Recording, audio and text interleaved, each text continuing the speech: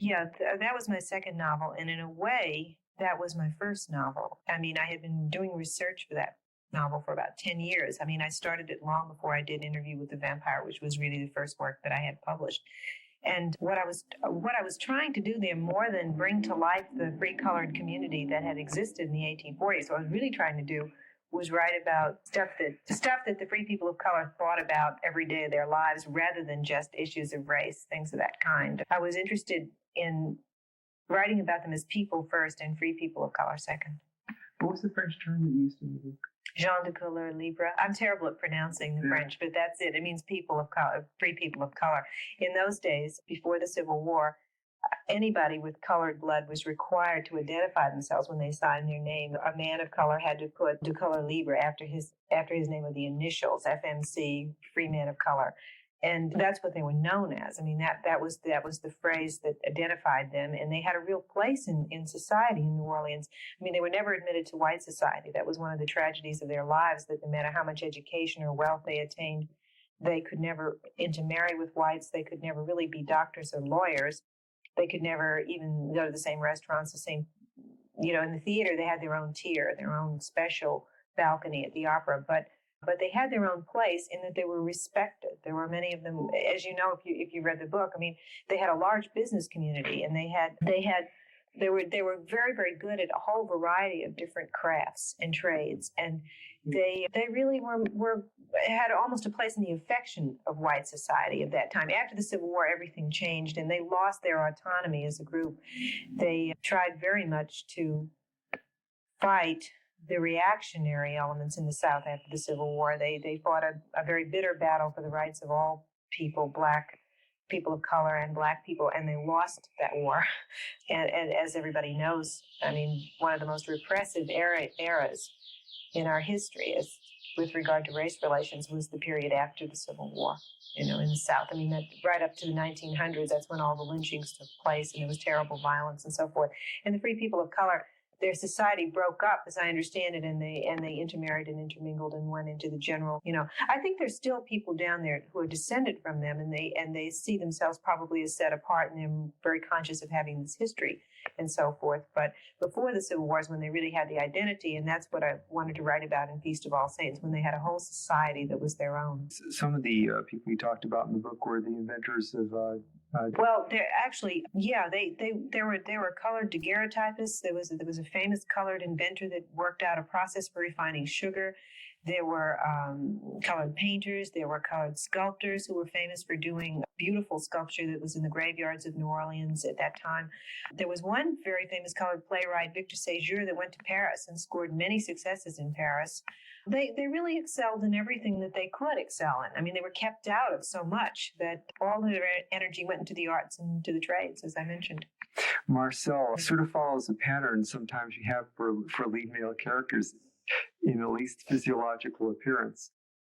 When I see people, I mainly see their eyes, and I think that's what I describe: fine features, beautiful eyes, sensitive hands, things of that kind. But Marcel is definitely the hero of that book. I mean, he's not just the main character. I think it's really his story of this young boy at 14, realizing what it means to be a colored male in this society, dreaming of going to Paris, getting away from it, then having those dreams smashed, and realizing he's going to have to stay the rest of his life as a member of this minority in New Orleans, and never really live in a culture where he can just be a person.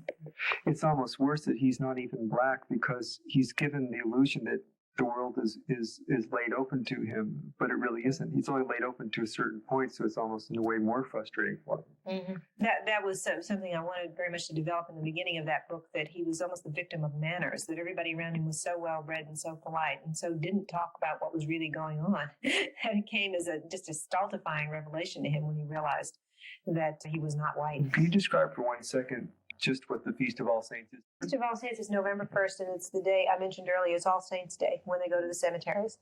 It was the day when everyone would go and visit in the cemeteries, fix up the graves, eat a picnic lunch, that type of thing. And it's people outside New Orleans misunderstand it. They thought it was a festival to celebrate the dead. It's not. It's to remember the dead and to celebrate life. It's a little bit different.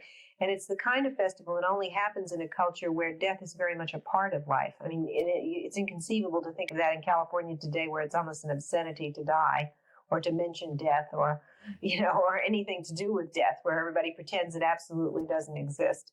But anyway, it was a big New Orleans festival. And I named my book that because I saw it as a sort of a celebration or a personal celebration of the free people of color, like going to the cemetery and putting a wreath before their graves. I mean, they had been forgotten, and I saw the book as kind of like making an offering. That feast and those words are associated with New Orleans. I mean, when the Saints go marching in is an old song that's been associated with it. They named the ball team the Saints. It's a phrase that's just part of New Orleans history. It seemed to be just exactly the right phrase to use. The cemeteries are right in the middle of the city. They have white walls around them, and they're filled with this kind of large grave, and the graves are in all different conditions of decay. It's a real romantic trip to go walking through New Orleans cemeteries. You can peer into broken graves and see bones and skulls and all kinds of things. I'm working on the sequel to Interview with the Vampire, and in the sequel, I'm describing the Lafayette Cemetery. It takes place near the Lafayette Cemetery, which is a cemetery near the Garden District where I grew up. And you can go into the Lafayette today, and you can go and look through broken marble doors to these graves, and you can see cast iron coffins that have almost completely rusted, and you can see the skulls and the bones in those coffins.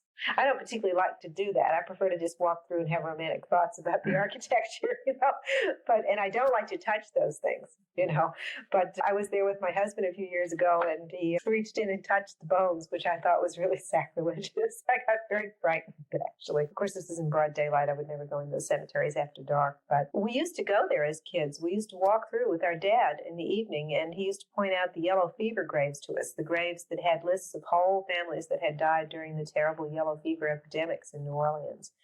And it's part of the landscape of my childhood, to wander past those little wrought iron fences and benches. The graves had benches in front of them because for years on the Feast of All Saints, all the New Orleans families would go to the graves, and they would not only clean up the grave and scrub the tombstone and put flowers, but they would visit with one another, and they would sit on those benches and receive guests, all day long. And I think they used to sell gumbo and all kinds of refreshments in the cemeteries. And by my time, it wasn't quite that festive. People just went and put flowers.